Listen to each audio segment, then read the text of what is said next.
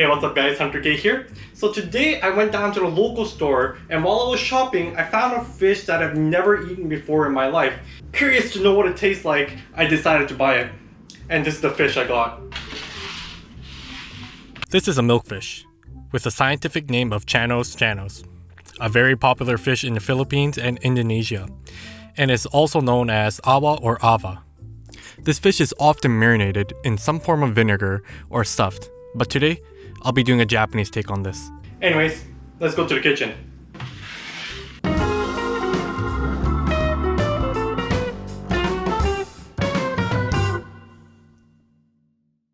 So with the milkfish today, I'm going to make 3 different sauces to see which tastes best with this fish. First, I'm going to make an onion sauce.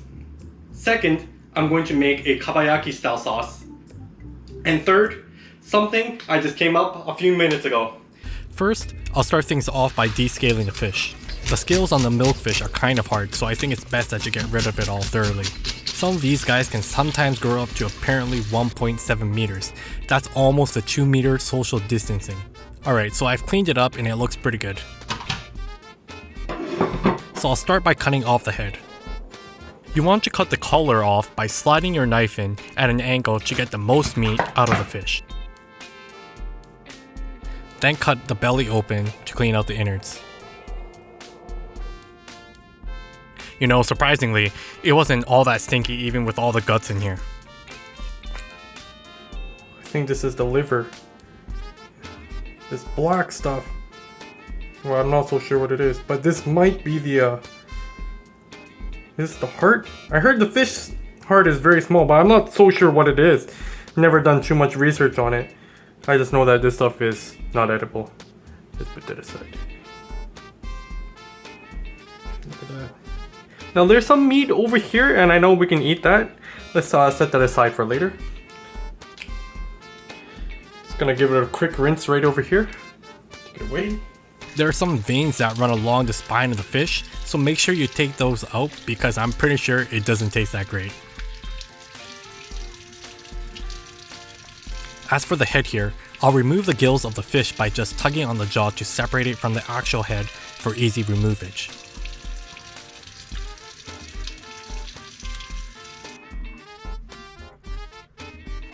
I'll make 2 fillets out of the fish. I find it easier to make all the necessary cuts first, then in the end remove the fillets from the spine bone. This fish skin isn't particularly on the tough side, so it was easy for my knife to cut through the skin and the flesh. And a lot of people say a sharp knife is important, but I think one thing I could add on is that it's just as important to use little to no power at all and just use the blade of the knife to cut through the flesh. It makes for a cleaner product and is satisfying to look at.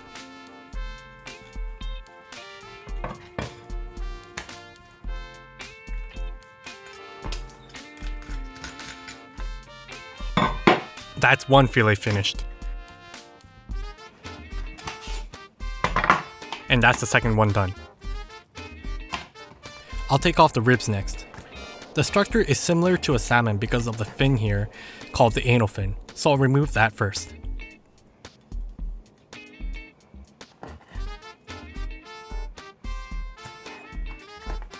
Then I'll remove the ribs for easy slicage.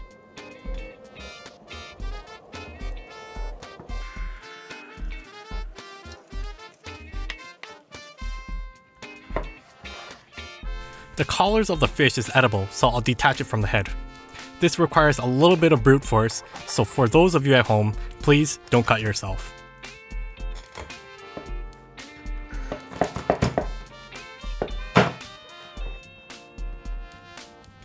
A little bit of the innards were still present, so I'll take that out.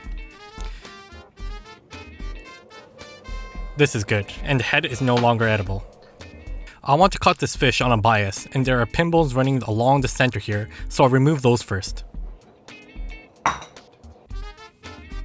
But the pin bones were so tight, and my tweezers weren't able to pluck them out.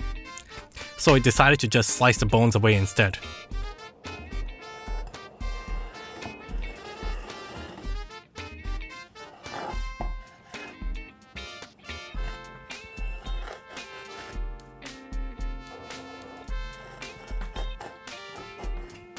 And now I'll just portion the fish out.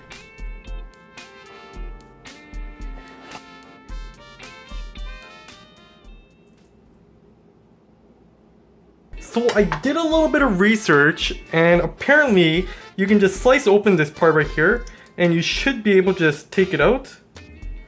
This is kind of interesting because it's a little new to me. I've, cut apart a number of fish, but this is my first time seeing fish like this. But I mean, I guess the closest would have be like sablefish or something. And apparently these pin bones are here so that it can detect tiny changes in the water columns. So I have an Arrow Garden Harvest Elite, and these guys have been growing for 5 months now, and my Thai basil is currently growing at an astronomical pace. So I'm going to use it to make basil oil for the soup dish I came up with. So for this dish I'm making this time, I'm going to be using dashi, but I want to keep it as just a base flavor rather than having the aroma come out when you make fresh dashi. So I'm going to use dashi extract this time to be able to hold it down and instead try to bring out the aroma of the basil I have over here instead. So hopefully it'll go as planned. Anyways, let's resume the cooking again. I'll blanch the Thai basil for just a few seconds and cool it down in some ice water. Then squeeze out the water, add some olive oil, blend it together, then strain it out.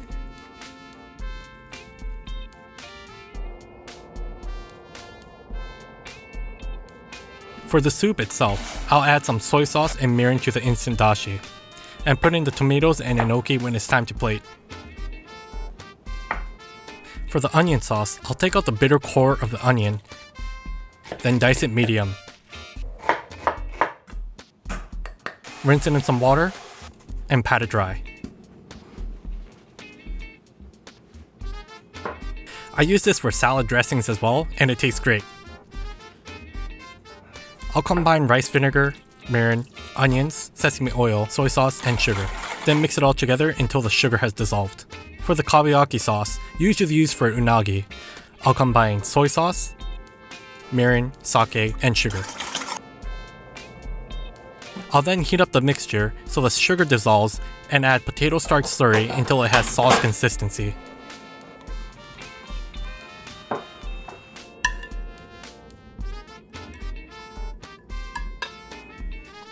Today I'm using rice flour as a coating so it can be the pillar that absorbs all the sauces I'll be putting together with the milkfish.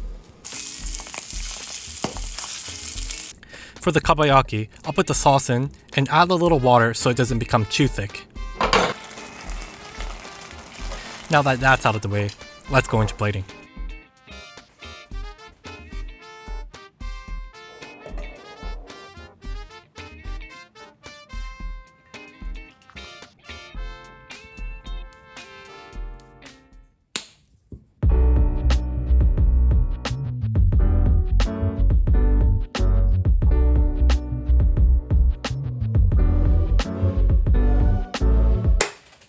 Itadakimasu.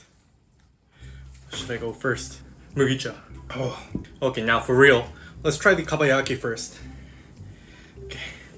This really reminds me of that one time I had unagi kabayaki in the Gifu prefecture in Japan, and it was so good. But this is whitefish, and it comes nowhere close to what unagi actually is, but it reminds me of it. This is perfect with a bowl of rice. Oh man, I could eat this all day. I put a little bit of sansho on to give it a little kick because that's what a lot of unagi restaurants do in Japan. And it is so good. It really enhances the flavor. It's perfect. Let's try the onion sauce next. Get a lot of the onions here. Maybe give it a little dip. Now, aside from all the pin bones I didn't manage to take out, this goes surprisingly well with the milkfish. I'm pleasantly surprised. And the fish and the sauce pairs with each other fantastically. Oh, I could eat this all day. But maybe I could do a better job next time taking out the pin bones. Now let's try some of the soup here. I made this soup hot because I wanted to put the basil oil onto a hot broth so that it releases the aroma. And I definitely get some of the basil aroma going on right now. But let's see how it tastes.